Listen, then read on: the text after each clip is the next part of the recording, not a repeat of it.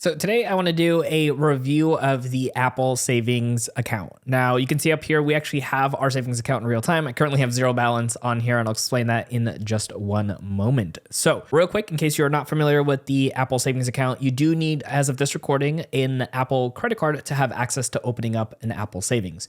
Now with this recording right now, you can see the current rate right now is 3.9%. It actually just recently dropped from 4.10%. And that's in part why it's not all in here anymore. You can see the amount has kind of jumped up and down as far as my balance goes.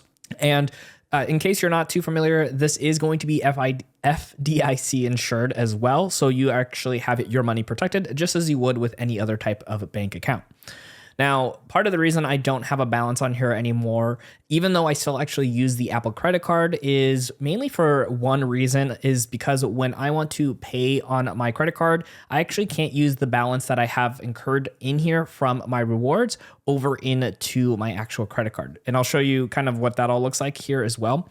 But as far as like how it uses it for like its regular functions to save money, actually, I don't think this is a bad savings account. I think for a lot of people, this might be a really great way to store some money, maybe an emergency fund, maybe, saving up for like vacation or something where you kind of want some of this money put aside, not really thinking about it and having it there just for you.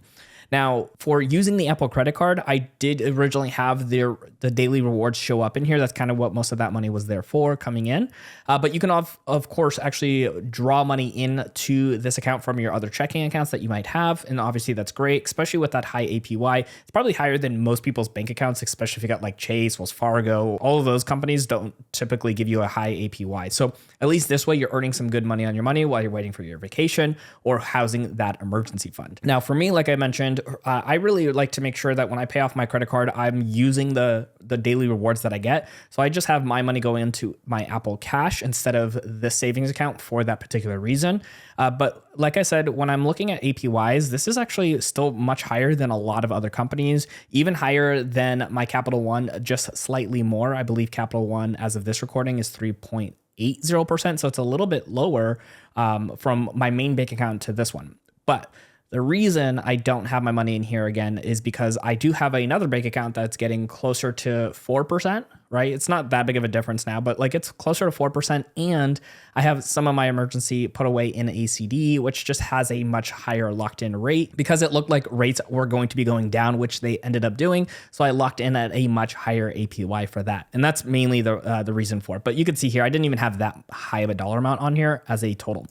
Now, you can see your previous transactions and how you collected that money, whether you put money in, whether you withdrew.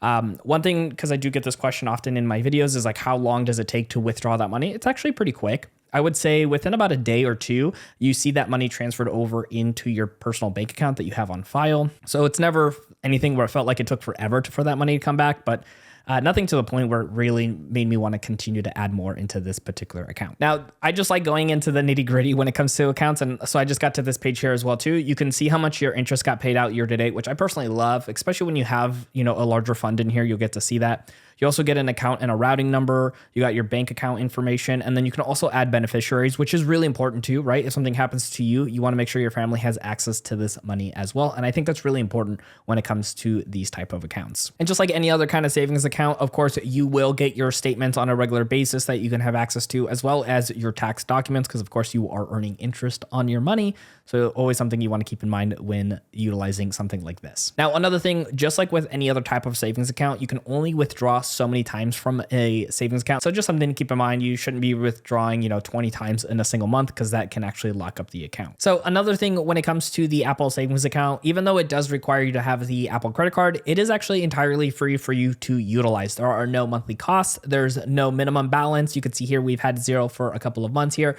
and there's no additional charges. So you're not going to get charged any fees. There is nothing on top of just owning the actual savings account that you're going to need to pay for. Now, like I mentioned, you do need the Apple credit card in order to have access to the Apple savings. I think that's probably the biggest downside to this. I hope that at some point in the future, you could just have an Apple savings account. Now, if you are considering getting started with it, I think it's a great way to go, especially if you want to earn a little bit more money on your money because of that much higher APY than most banks are offering. So if you'd like to see how to actually go ahead and open up your Apple savings account, I'll have that video right over here at the top. And if you don't already have the Apple credit card, but would like to see the step-by-step process, I'm going to have that video right over here at the bottom. So whichever one you need to check out, we got them both here for you.